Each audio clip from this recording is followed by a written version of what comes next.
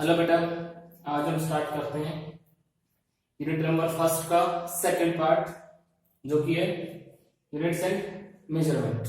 ठीक है, तो यूनिट्स एंड मेजरमेंट में सबसे पहले हम पढ़ते हैं फिजिकल क्वांटिटीज। फिजिकल क्वांटिटीज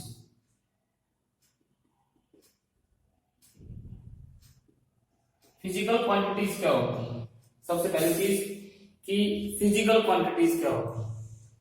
तो बेटा, फिजिकल क्वांटिटीज वो क्वांटिटीज होती हैं जिनको हम मेजर कर सकते हैं, जिनको हम क्या कर सकते हैं, मेजर कर सकते हैं, और जिनकी हेल्प से हम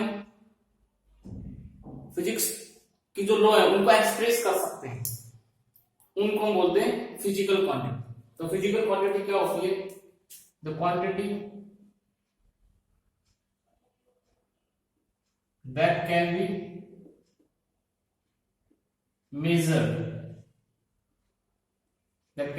measured, वो क्वांटिटी जिनको हम माप सकते हैं। And laws of physics can be express.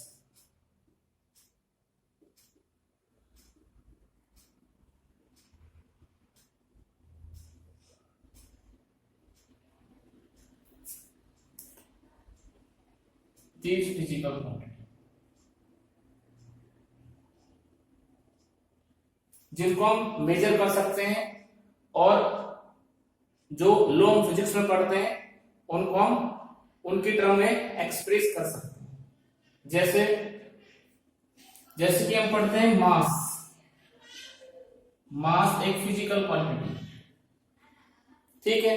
मास क्या है? Physical quantity. मास हो गया, लेंथ हो गया, टाइम हो गया, वॉल्यूम हो गया, ईटीसी, बहुत सारी फिजिकल क्वांटिटी।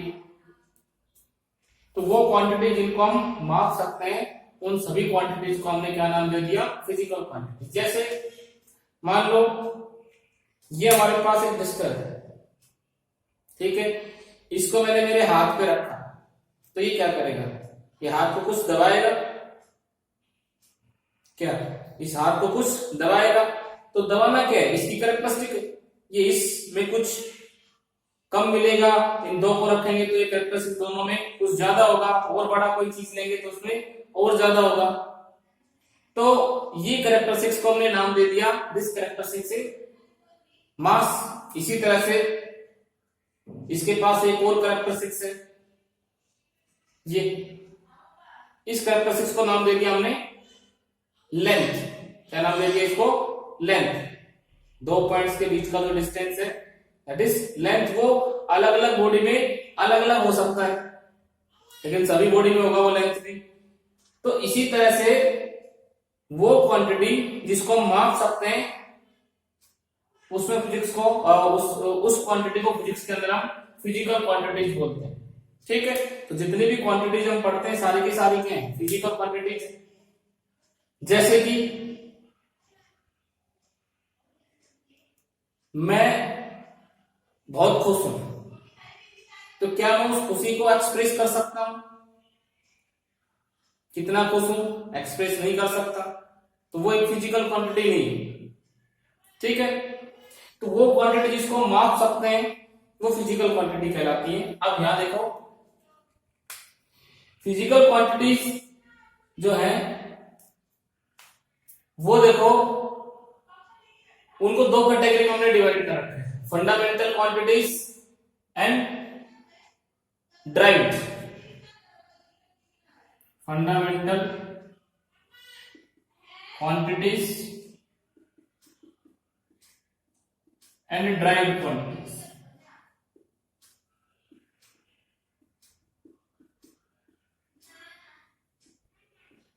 फंडामेंटल का मतलब बेसिक,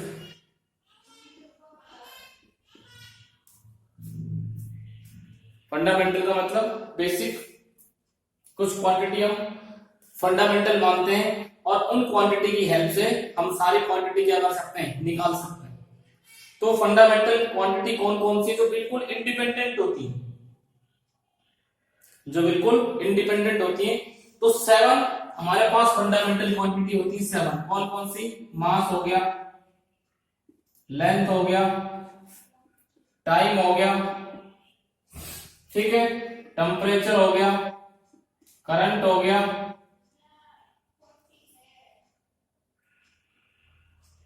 उसके बाद ल्यूमिनस इंटेंसिटी,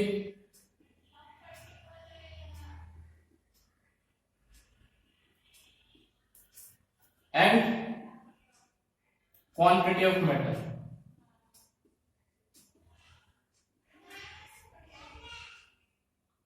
ये 7 हमारे पास फंडामेंटल क्वांटिटी होती है, along with 2 supplementary quantity and 2 supplementary quantities। और वो सप्लीमेंट्री क्वांटिटीज कौन कौन सी होती हैं? एक तो एंगल होता है एंड दूसरा होता है सॉलिड एंगल, ठीक है। तो ये बेसिक क्वांटिटी होती है। इन क्वांटिटीज की हेल्प से हम जितनी भी क्वांटिटीज हैं वो ड्राइव कर सकते हैं। तो 7 तो हमारे पास बेसिक क्वांटिटीज होती हैं, यानी कि फंडामेंटल क्वांटिटी होती है, और 2 हमारे पास सप्लीमेंट्री क्वांटिटी होती है। सप्लीमेंट्री का मतलब हमें 4 साल बाद ये पता लगा कि भाई 2 क्वांटिटी और छूट गई हमारे पास, तो उसको बाद में जो है उसको सप्लीमेंट्री क्वांटिटी हमने बोल दिया, एक तो एंगल और एक सॉलिड है, ठीक है। अब ये तो फंडामेंटल क्वांटिटी, इसके अलावा जो भी क्वांटिटी बच गई सारी ड्राइव्ड क्वांटिटी, सारी क्या ड्राइव्ड। जैसे एरिया, एरिया की बात करें क्या होता है? Length into breadth. ये दोनों किसमें आती है? फंडामेंटल में आती है, लेंथ भी और ब्रेड्थ भी। भाई लेंथ ही तो क्या होती है? ब्रेड्थ होती है। अगर इसको ऐसे मापे, हम ऐसे मापे तो लेंथ, और इसको हम ऐसे मापे तो ब्रेड्थ, है तो एक ही चीज, ठीक है। ऐसे ऊपर से नीचे मापे तो हाइट, लेकिन है एक ही चीज। तो इसकी हेल्प से हम क्या निकाल सकते हैं? ये निकाल सकते हैं, ठीक है। इसी तरह से डेंसिटी, मास अपॉन वॉल्यूम। तो मास क्या है? फंडामेंटल क्वांटिटी, और वॉल्यूम हम किसकी हेल्प से निकाल सकते हैं? लेंथ की हेल्प से। तो जितनी भी क्वांटिटी है जो इनके अलावा बची वो सारी क्या आएंगी? Derived quantity. क्या आएंगी? ड्राइव्ड क्वांटिटी, ठीक है। अब देखो, इन सभी क्वांटिटीज को मेजर करने के लिए हमने एक सिस्टम बनाया। क्या बनाया है? सिस्टम। किसी भी क्वांटिटीज को कैसे मापते हैं? तो सबसे पहले मेजरमेंट।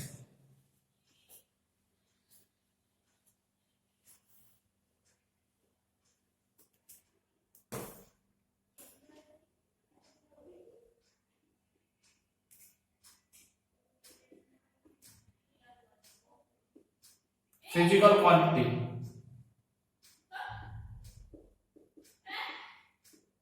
किसी भी क्वांटिटी, फिजिकल क्वांटिटी को मेजर कैसे करेंगे और क्यों मेजर करने की नीड होती है, रिक्वायरमेंट होती है। तो किसी भी चीज को कंपेयर करने के लिए किसकी जरूरत पड़ती है? उसके मेजरमेंट की जरूरत पड़ती है। और किसी भी चीज को मेजर करने के लिए हमें एक यूनिट चाहिए। उसकी क्या चाहिए? यूनिट, ठीक है। वर्ड आता है यूनिट। यूनिट क्या होता है? यूनिट किसी भी क्वांटिटी को मेजर करने के लिए एक स्टैंडर्ड सी, ठीक है, एक स्टैंडर्ड, और इसी स्टैंडर्ड को हम क्या बोलते हैं? यूनिट बोलते हैं। इन order to measure a physical quantity,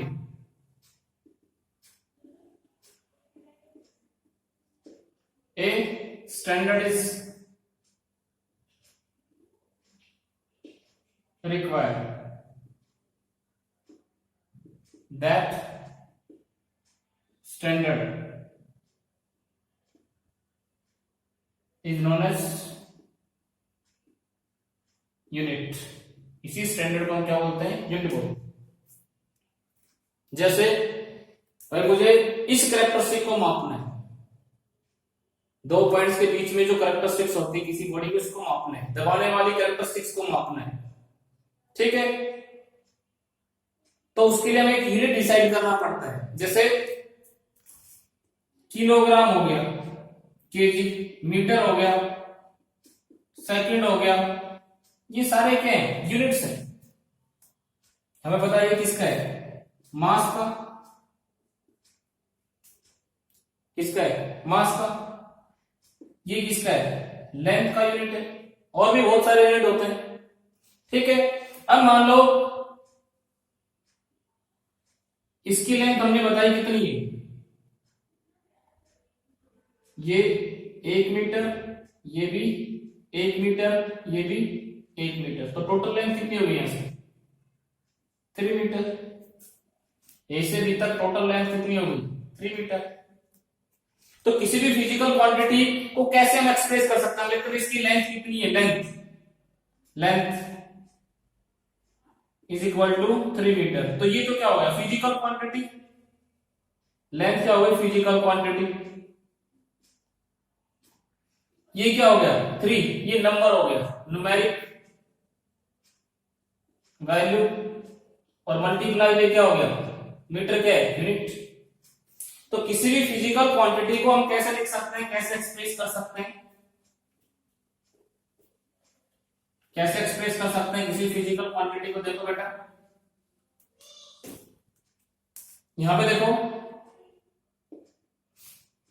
इसको मैंने एक्स से लिख दिया, ये फिजिकल क्वांटिटी, इसको मैंने एन और यू। एक्स क्या है, फिजिकल क्वांटिटी,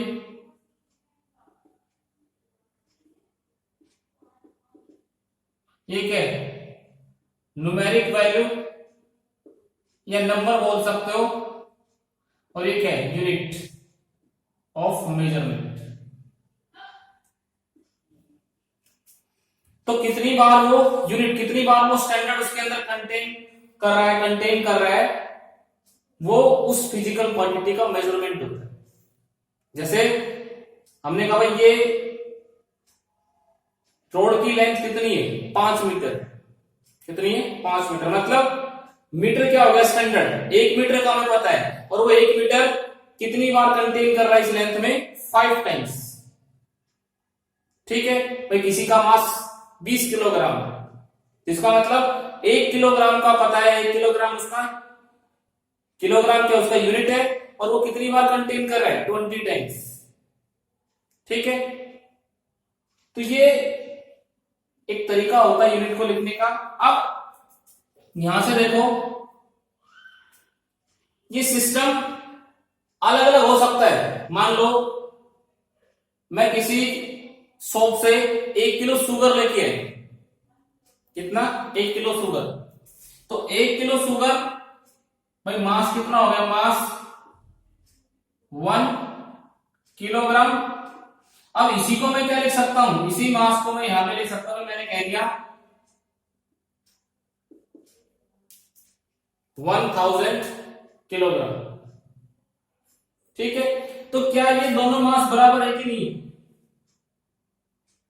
भाई इसमें ये यूनिट, इसमें ये यूनिट, इसको U1, इसको U2, इसको N1, इसको N2, लेकिन दोनों की वैल्यू तो इक्वल है। इसमें हम लिख सकते हैं N1 U1 is equal to N2 U2, और ये क्या रहता है, कांस्टेंट रहता है, क्या रहता है, कांस्टेंट। इसमें क्या हो सकता है, अगर इसमें एक में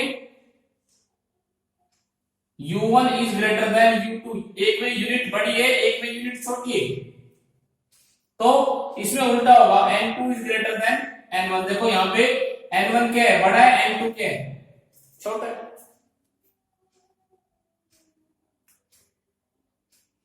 तो what ever may be the system, quantity of matter always क्या रहती है, कांस्टेंट रहती है। कोई कितने भी सिस्टम यूज कर सकते हैं, ये क्या रहेगा, कांस्टेंट। इसका मतलब ये कि इन दोनों का जो प्रोडक्ट आएगा वो क्या आएगा, कांस्टेंट आएगा एक फिजिकल क्वांटिटी के लिए। जैसे हम यहां पे लिख सकते हैं क्या लिख सकते हैं, एन यू क्या आएगा, कांस्टेंट, और यहां से u is inversely proportional to, यानी कि यूनिट जो होती है, यूनिट वो इनवर्सली प्रोपोर्शनल किसकी होती है, न्यूमेरिक वैल्यू की। कहने का मतलब ये है, यूनिट अगर बड़ी होगी तो जो न्यूमेरिक वैल्यू उसके साथ मल्टीप्लाई होने वाली वो कम हो जाएगी। जैसे हमने लिख दिया 3 मीटर, और इसको क्या लिख सकते हैं, 300 मीटर, 300 सेंटीमीटर लिख सकते हैं कि नहीं लिख सकते भाई, 3 metre is equal to 300 centimetre. दोनों बराबर है कि नहीं, इसमें n छोटा है लेकिन u बड़ा है, यूनिट बड़ी है, इसमें n बड़ा है लेकिन यूनिट छोटी है, लेकिन दोनों का प्रोडक्ट तो उतना ही आ रहा है, भाई क्वांटिटी तो उतनी आ रही है। हमें पता है 3 मीटर भी उतना होता है और 300 सेंटीमीटर भी उतना ही होता है। तो ये हमने लिखा है कि जो फिजिकल क्वांटिटी का जो अमाउंट है वो कांस्टेंट रहेगा what ever in the unit, ठीक है। तो ये हमारा सिस्टम ऑफ मेजरमेंट होता है। अच्छा, कोई भी यूनिट हम डिसाइड करते हैं तो उस यूनिट की क्या क्या कैरेक्टरिस्टिक्स होनी चाहिए, भाई जब भी कोई यूनिट हम बनाए तो यूनिट की क्या क्या कैरेक्टरिस्टिक्स होनी चाहिए। तो यहां पे लिख सकते हैं characteristics of a unit, characteristic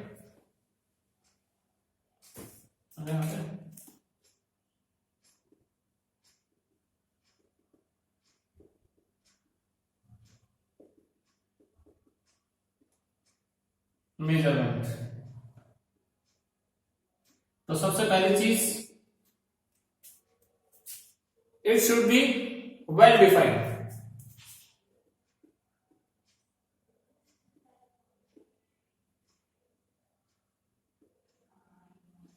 यानी कि यूनिट ऐसी होनी चाहिए कि हम उसको अच्छे से डिफाइन कर सकें।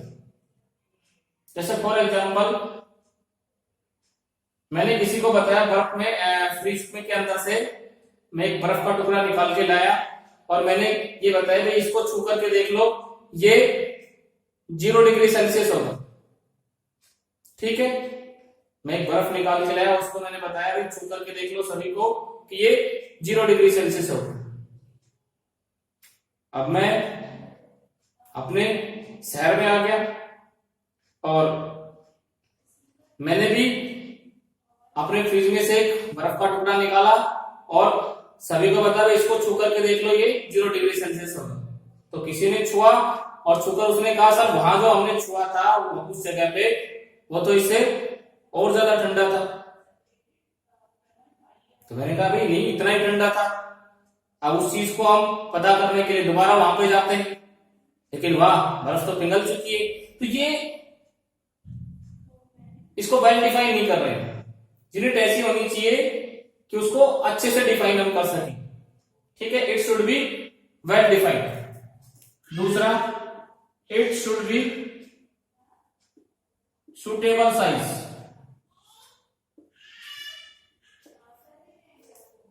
मतलब साइज ना तो बहुत ज्यादा बड़ा होना चाहिए ना बहुत ज्यादा छोटा होना चाहिए। जैसे कि भाई मास का यूनिट हमने रखा 1 किलोग्राम, ठीक है। तो 1 किलोग्राम हमें पता है भाई, हम हमारी कम्युनिटी के हिसाब से देखते हैं कि भाई एक परिवार में 5-7 लोगों का जो परिवार है, फैमिली में कितना सब्जी हम यूज कर सकते हैं, कितना दाल यूज कर सकते हैं। तो उसी हिसाब से उतने मास को हमने 1 किलोग्राम रख दिया। अदरवाइज 1 क्विंटल को हम 1 किलोग्राम रख देते तो बड़ी दिक्कत हो जाती, ठीक है। तो it should B proper size है, सुटेबल साइज। तीसरा, it does not change with time, unit ऐसी होनी चाहिए कि टाइम के साथ चेंज नहीं होनी चाहिए। जैसे हमने एक लकड़ी ली, लकड़ी को काट करके बता दे भाई ये इतना 1 मीटर होगा। अब उस लकड़ी को सब अपने अपने घर ले गए। कुछ दिन बाद क्या हुआ, बारिश हुई, नमी आई और नमी से वो लकड़ी फूल गई, उसकी लेंथ बढ़ गई, तो हमारा 1 मीटर क्या होगा, बड़ा हो जाएगा। फिर गर्मी आएगी तो लकड़ी सूख गई, छोटा हो जाएगा। तो इसका मतलब 1 मीटर का जो स्केल हमारा लकड़ी से हम माप रहे थे वो छोटा या बड़ा हो रहा है। तो ऐसा नहीं होना चाहिए, टाइम के साथ चेंज नहीं होना चाहिए। और देखो, इट इज इंटरनेशनली एक्सेप्टेड। तो यूनिट ऐसी बनाए कि पूरा वर्ल्ड उसको एक्सेप्ट करे, पूरे वर्ल्ड में अप्लाई कर सके। क्योंकि यहाँ हमारा 1 किलोग्राम अलग है और अमेरिका का 1 किलोग्राम अलग है, जापान का 1 किलोग्राम अलग है, तो फिर दिक्कत होती है। ठीक है,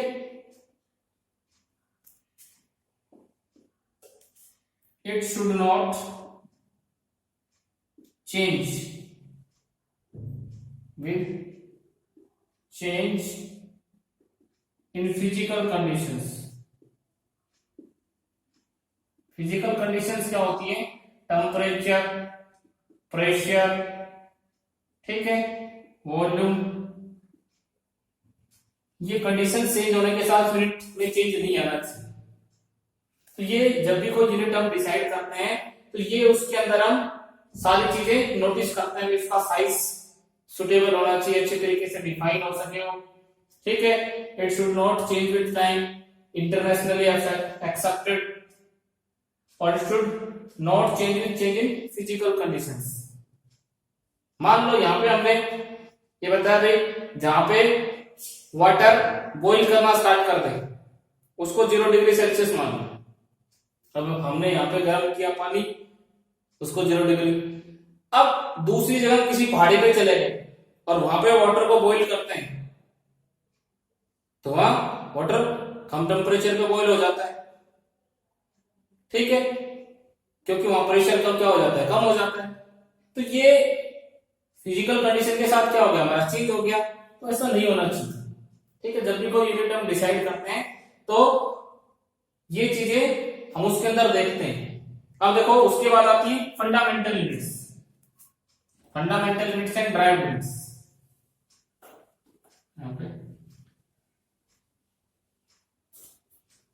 फंडामेंटल यूनिट्स क्या होती है?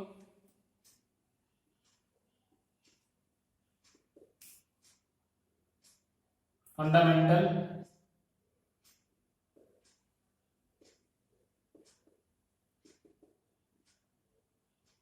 ड्राइव। फंडामेंटल हमने क्या बताया था? बेसिक। कुछ चीजें हमें माननी पड़ेगी और उनको मान करके फिर हम सारी चीजें निकाल सकते हैं। तो यहां पे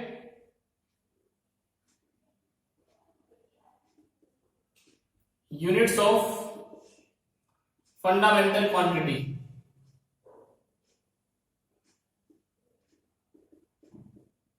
are known as fundamental units.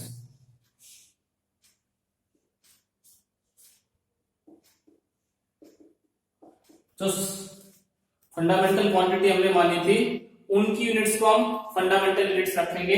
तो हमारे पास वी हैव 7 फंडामेंटल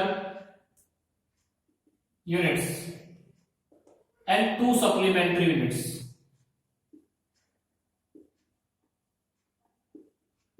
सात फंडामेंटल यूनिट्स होती है और 2 सप्लीमेंट्री यूनिट होती है। सप्लीमेंट्री का मतलब जो बाद में जुड़ेगी। तो कौन कौन सी होती है वो देखते हैं। मास हो गया, दूसरा हमने क्या लिखा था, लेंथ हो गया, तीसरा टाइम हो गया, चौथे नंबर पे टेम्परेचर हो गया, पांचवें नंबर पे करंट हो गया, छठे नंबर पे ल्यूमिनस इंटेंसिटी,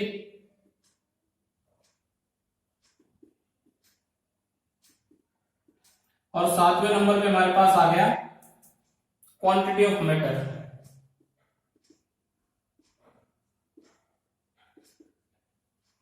ठीक है। अब ये तो 7 फंडामेंटल क्वांटिटी थी, इनकी यूनिट्स देखो, यूनिट्स, ठीक है, क्वांटिटी, ठीक है, और ये सिंबल। तो मास की यूनिट किलोग्राम होती है, इसकी लेंथ की मीटर होती है, ठीक है, टाइम की सेकंड होती है, टेम्परेचर की केल्विन, करंट की एम्पियर, ठीक है बेटा, और इंटेंसिटी की जो यूनिट होती है वो कैंडेला होती है, ठीक है, और मैटर की मोल, इसको लिखते हैं किलोग्राम। इनके सिंबल क्या होते हैं, तो मास के लिए केजी, इसके लिए मीटर को एम से लिखते हैं, सेकंड को एस से लिखते हैं, केल्विन को कैसे एम्पियर को ए से रिप्रेजेंट करते हैं, कैंडेला को सीडी से लिखते हैं, और मोल को MOL, ये इसके सिंबल होते हैं, ठीक है। तो ये क्वांटिटी बेसिक क्वांटिटी है, ये हमें माननी पड़ेगी, ठीक है। 1 किलोग्राम हमें मानना पड़ेगा, 1 मीटर हमें मानना पड़ेगा, 1 सेकंड हमें मानना पड़ेगा, इतना 1 सेकंड होता है, ठीक है। और उनके बेसिस, इन 7 क्वांटिटी के बेसिस पे जितनी भी क्वांटिटीज हैं, जितनी भी फिजिकल क्वांटिटी है, उन सभी की यूनिट हम निकाल सकते हैं। तो यहां पे देखो दो कौन कौन सी बच गई, एक बच गया एंगल, प्लेन एंगल, तो एंगल की तो क्या होती है, रेडियन, और यहां से RAD, रेडियन, और दूसरा होता है सॉलिड एंगल, ठीक है, इसकी होती है स्टेरेडियन।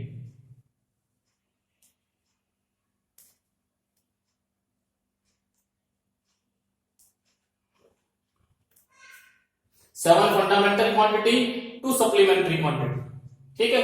इसके अलावा जो यूनिट बच गई, इसके अलावा जो यूनिट बच गई, उन यूनिट्स को हम बोलते हैं ड्राइव्ड यूनिट्स। क्या बोलते हैं, ड्राइव्ड यूनिट्स। अब देखो ड्राइव्ड यूनिट्स क्या होती है, वो लिखते हैं, ये फंडामेंटल है, ये हमें मान करके चलनी पड़ेगी, ये हमारा बेस है, ये फिजिक्स के अंदर फिजिकल क्वांटिटीज का मेजरमेंट के लिए ये हमारा बेस है, और इन्हीं के बेसिस पे हम जितनी भी क्वांटिटीज हैं सभी को डिफाइन कर सकते हैं, सभी को ड्राइव कर सकते हैं with the help of these units. तो यहां पे देखो हम बात करें derived units,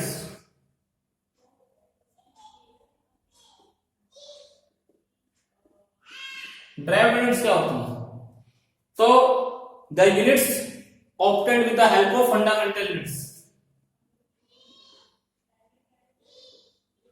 measurement which is obtained with the help of fundamental units, fundamental units. तो उनको क्या बोलते हैं, उनको हम ड्राइव्ड यूनिट्स बोलते हैं, जो फंडामेंटल की हेल्प से निकलती है। हम ये कहें कि फंडामेंटल को छोड़ दो, उसके बाकी उसके अलावा जो यूनिट बच गई वो सारी क्या कहलाएंगे, हमारी ड्राइव्ड यूनिट्स कहलाएंगी। क्या कहलाएंगे, ड्राइव्ड। अब जैसे कोई भी फिजिकल क्वांटिटी लो फंडामेंटल को छोड़ करके, जैसे मैं मान लेता हूं स्पीड, स्पीड एक फिजिकल क्वांटिटी, तो इसकी यूनिट हम निकाल सकते हैं। स्पीड का फॉर्मूला क्या होता है, डिस्टेंस अपॉन टाइम। अब देखो डिस्टेंस फंडामेंटल क्वांटिटी और इसकी यूनिट की हमने डिस्टेंस लेंथ होती है, लेंथ की क्या, मीटर, और टाइम भी फंडामेंटल में आता है क्या, पर सेकेंड। तो मीटर पर सेकेंड किससे निकाला, फंडामेंटल की हेल्प। तो ये क्या आ गई, ये ड्राइव्ड यूनिट कहलाएगी। क्या कहलाएगी, ड्राइव्ड यूनिट। और ये derived quantity, derived physical quantity, और इसकी यूनिट भी ड्राइव्ड। और कोई सोच लो, और कोई फोर्स,